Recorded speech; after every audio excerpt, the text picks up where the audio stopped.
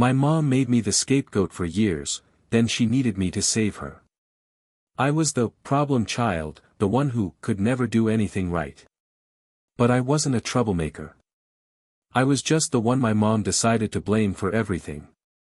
If something broke, it was probably you, Nate. If Rachel cried, what did you do to her now, Nate? If Kyle had bad grades, maybe he's stressed because of you, Nate. It was constant. I'd come home from school and feel the tension. My mom would be on edge, waiting to unload. My dad. He was quiet. He worked long hours and left the parenting mostly to her. I don't think he ever saw how bad it was. Or he chose not to. I moved out the moment I turned 18. I got a scholarship and went to college 3 states away. I didn't come back for the holidays. I didn't call. I needed distance. And I thought that once I was gone, maybe things would get better, for them and for me. But things didn't change. Rachel still got everything she wanted. My mom paid for her college tuition, helped her buy a new car, and posted about her brilliant daughter all over Facebook. Kyle followed in her shadow. He struggled in school, but he was still treated with more love and respect than I ever got. I built a life for myself. Graduated. Got a job in tech. Eventually moved to Seattle and bought my first home. And I kept my distance. I called on birthdays. Sent gifts at Christmas. That was about it. Then, last year, everything changed. I got a call from Rachel. I was surprised, she never called me. I picked up, and her voice was shaking. Nate. Mom's sick. It's cancer. Stage 3. I went silent. Not because I didn't care, but because I didn't know how to care. This woman had spent years tearing me down. Now I was supposed to, what? Rush back and act like the loving son? Rachel told me Mom had asked for me. She wanted to talk. That shocked me more than anything. I told her I'd think about it. I didn't sleep that night. I stared at the ceiling, memories rushing back, the screaming, the accusations, the coldness. But I also remembered being a scared kid who just wanted his mother to love him. 2 weeks later, I flew back. I saw her in the hospital. Frail. Tired. And for the first time, she looked small. Like someone whose power had been stripped away. She looked at me with tears in her eyes. I was hard on you, she said. I didn't know how to handle you. You were so independent. I thought, if I didn't control you, you'd leave me. I wanted to scream. That's exactly what she did, controlled, manipulated, pushed me out. But instead, I asked, why always blame me? She looked away. You were the oldest. Anne. I was angry. Angry at your dad for never being home. Angry at myself for getting pregnant too young. You were the easiest one to take it out on. That was her apology. Half-baked. But more than I ever expected. I stayed in town for 2 weeks, mostly for Rachel and Kyle, who were overwhelmed. I drove her to chemo, sat with her when she was sick, made food, cleaned up. I was the caretaker, like I always imagined I could have been if I'd been given a chance. Then one day, while sorting through some paperwork at Mom's house, I found something that stopped me cold. A folder. Inside, documents about a trust fund. It was in my name. My grandparents, Mom's parents, had left me $150,000 when they died. They passed away when I was 12. I never knew about it. I'd assumed they had nothing. But the paperwork showed they'd set it up specifically for me. Not Rachel. Not Kyle. Me. Except, the money was gone. I confronted Rachel. She turned pale. Then she confessed, Mom had taken the money when I turned 18. Said I didn't need it since I had a scholarship. Used it to pay off Rachel's tuition, buy her car, and help Kyle with his medical bills when he broke his leg snowboarding. I was livid. You stole from me, I told Mom. I used it for the family, she said weakly. You were doing fine. That's when I walked out of the hospital. I didn't go back for 2 months. Rachel called, crying. She's getting worse. Please, Nate. And I said, no. You all took what you wanted. I was never part of the family unless you needed something. They begged me to return, even hinted that Mom had updated her will. But I told them, keep it. I didn't care anymore. She died 3 weeks later. I didn't go to the funeral. Rachel and Kyle sent angry texts. Called me selfish. Said I'd regret it. But you know what? I don't. Because now, for the first time in my life, I'm living without guilt. Without needing to prove I'm worthy of love that should have been unconditional. And if that makes me the bad guy in their story, I can live with that. After my mother died, her will revealed everything, including one final betrayal. 3 weeks after my mom died, I was trying to move on. Not grieve, move on. I'd already mourned what I never had, a real mother. But the idea of peace was short-lived. Rachel called me again. She left a will, she said. You should be here for the reading. I hesitated. Why? You all got what you wanted from me already. There was silence on the line. Then she whispered, she left something for you. And something for me and Kyle. But, it's complicated. I didn't want to get sucked back in. I truly didn't. But curiosity. It's a dangerous thing. So I flew home. The lawyer's office was stuffy. Rachel looked worn down, her eyes tired, her hair messily tied back. Kyle sat next to her, nervously tapping his leg. I sat across from them, arms folded. The lawyer, a gray-haired man named Thompson, opened a folder and started reading. To my daughter Rachel and my son Kyle, I leave the house, the family car, and the remaining funds in my bank account. I smirked. Of course. Then he paused. To my son Nathaniel.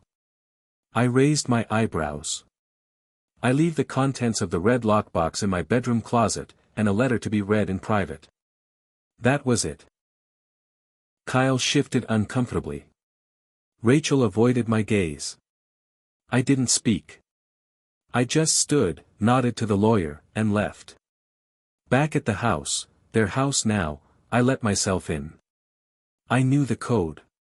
I knew where the box was. I'd seen it 100 times as a kid and never thought much of it. It was heavier than I expected. I took it to the guest room, the one I used to sleep in when I'd visit, and sat on the floor. My hands shook as I unlocked it. Inside was a stack of old photographs, a few VHS tapes, a bundle of letters, and a smaller envelope labeled simply, to Nathaniel, the truth.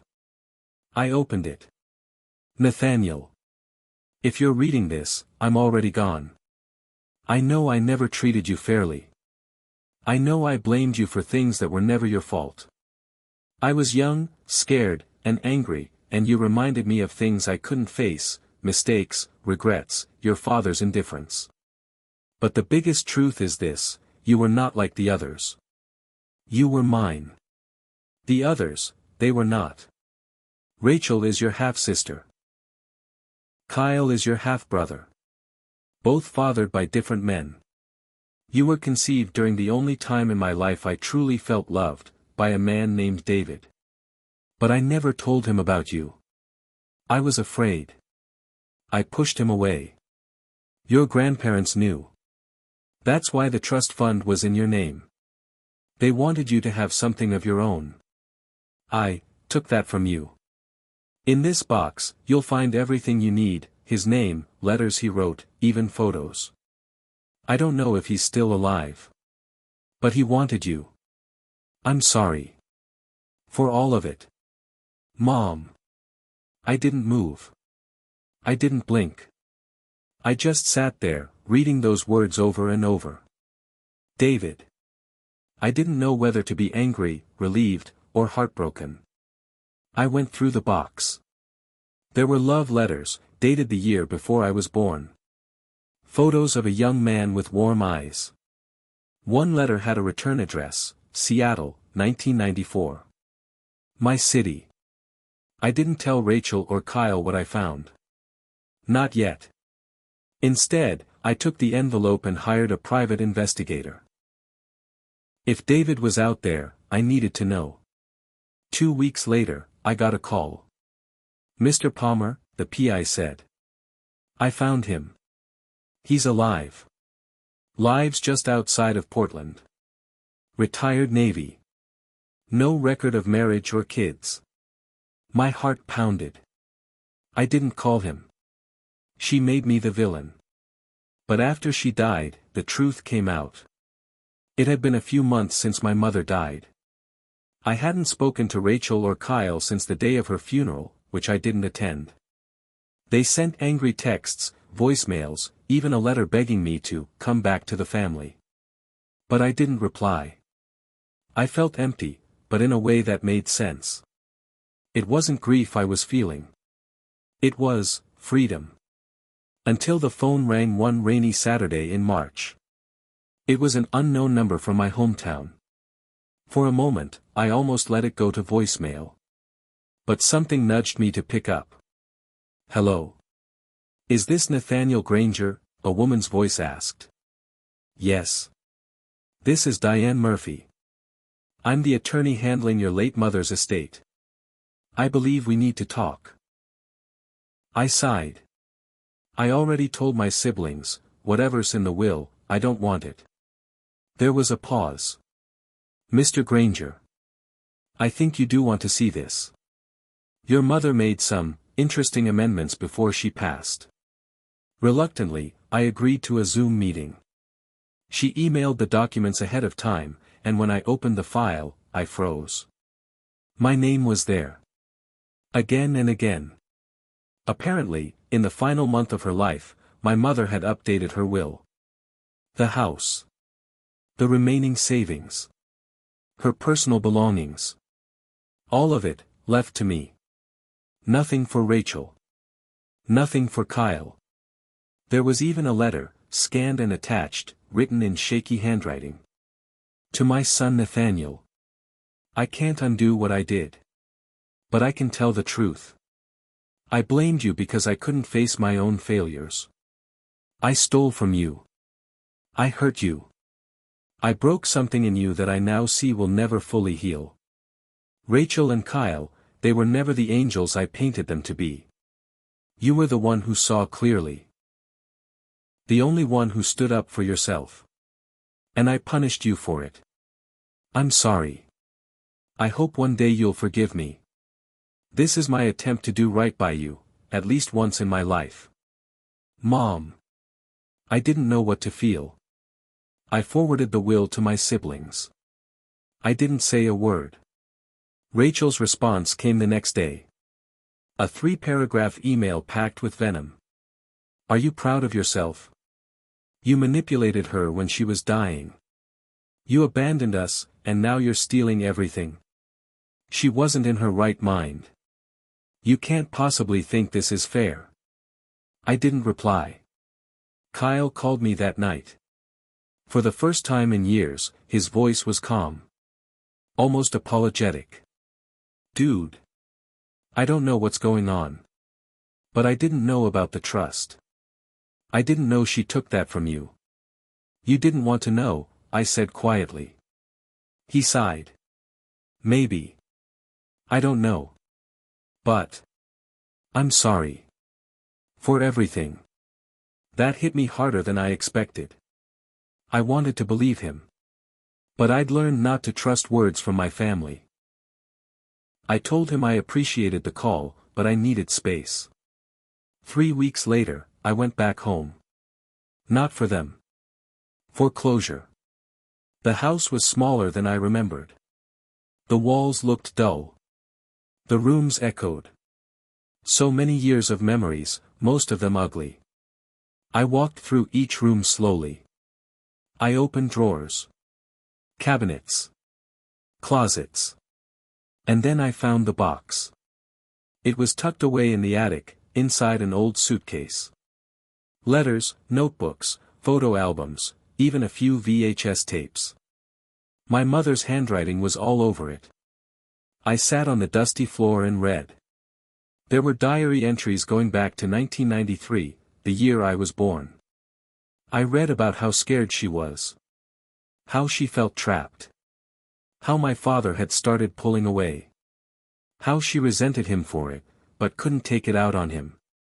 So she took it out on me. There was one entry that haunted me. Nate looked at me today with those big brown eyes and asked why I never hugged him. I didn't know what to say. I just walked away. I think I saw something in his face die a little. I hate myself. Page after page, I read her guilt. But also her denial. Some entries blamed me. Others blamed herself. It was a cycle: confession, guilt, justification, repeat. And then, another revelation. In a letter labeled confidential in red marker, she wrote. If anything happens to me before I come clean, Nate needs to know. Your grandparents didn't just leave you money. They wanted you to have the house. I changed the deed. I forged their signature after they died. I told everyone they wanted it split, but they didn't.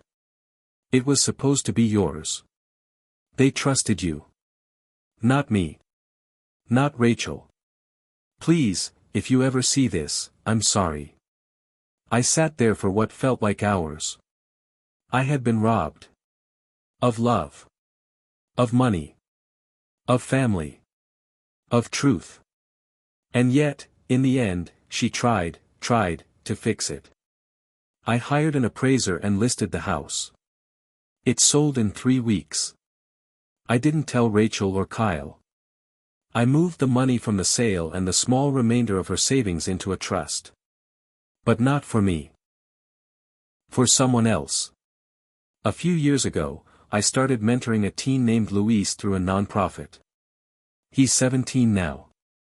Smart, driven, and stuck in a system that treats him like a problem. Just like I once was. I set up the trust in his name. $200,000. College. Housing. Emergency funds. Everything I was denied. I didn't do it out of charity. I did it because I know what it's like to be told you're not enough. I know what it's like to be used. And I finally had the power to change that for someone. Epilogue. A month ago, I got a letter in the mail. From Rachel. It was short. I still don't agree with what happened. But I read her journals too. I guess we all lived inside her storm. I won't ask for forgiveness. But I hope one day you'll let us talk. Not about the past. About now. I haven't replied yet. Maybe I will. Maybe I won't. But for the first time in my life, I get to choose. And that freedom? That's the real inheritance. I cut my family off. Then my sister showed up at my door with a secret. After everything that happened, I thought the chapter was closed. I had sold the house, redirected the money, and buried the past. For the first time in my life, I had peace. My phone was quiet. No guilt trips. No manipulations. Just silence. Then, one Friday evening in early fall, my doorbell rang. It was almost 9 p.m. I live in a quiet Seattle suburb, and I wasn't expecting anyone. I opened the door. And there she was. Rachel. She looked wrecked. Pale, thin, her eyes hollow. "Hey," she said quietly, clutching a duffel bag. I stared at her. My stomach dropped. "What are you doing here?" I didn't know where else to go. I didn't move. "You can't just show up," I said. "You've got a husband." You've got Kyle. Her eyes filled with tears. I left Derek. And I haven't spoken to Kyle in 2 months. Please, can I come in? I stood there, frozen.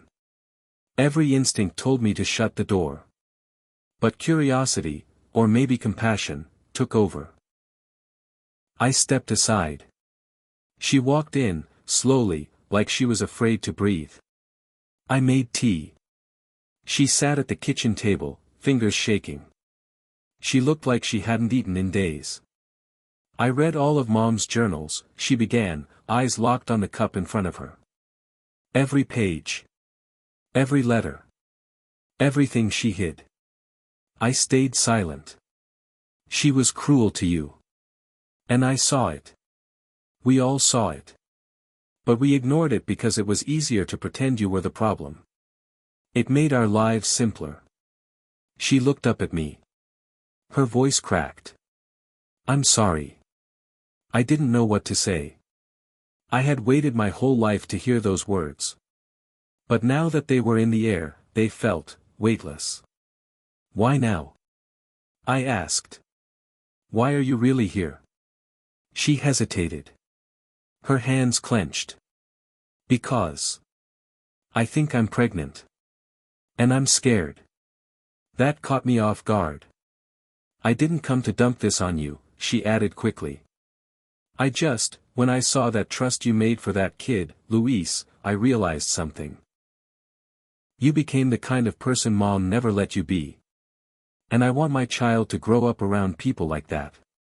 I blinked. She reached into her bag and pulled out a folder, legal documents. Before Mom died, she told me something in private. Something she didn't put in the will. My pulse quickened. She said, you weren't Dad's son. Silence. The air felt electric. What? She told me she had an affair in college. Before she married Dad. She got pregnant, but he married her anyway. You were the reason.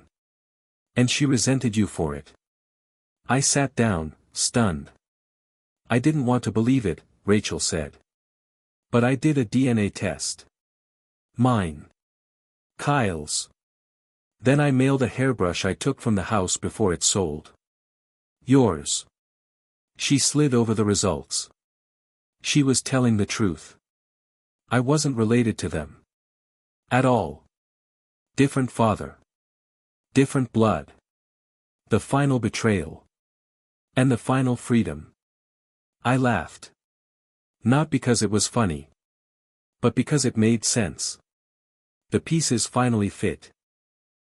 She hated me because I reminded her of the man she couldn't forget, I said quietly. Rachel nodded. She didn't know how to love you. But that wasn't your fault. We sat in silence for a while. She stayed the night in my guest room. The next morning, I made her breakfast. We didn't talk much, but something had shifted. For the first time, we weren't enemies. We were just broken people, trying to heal. Before she left, she asked, can we try again? As siblings? Maybe not by blood, but by choice. I didn't answer right away. But I gave her a hug at the door. A real one. 2 months later. Rachel moved to Seattle. She started therapy. I did too. We meet every Sunday for coffee. Sometimes we talk about Mom. Sometimes we talk about nothing. But there's no venom anymore. Kyle reached out too. We haven't met in person yet, but we talk occasionally. He told me he always felt like something was off between us, but he never knew how deep it went. As for me, I finally found peace. Real peace. Not because I got revenge. Not because I got the house or the money or the apology. But because I stopped letting the past define me. I'm not the scapegoat. I'm not the outcast. I'm just Nate. A man who was broken, but didn't stay that way.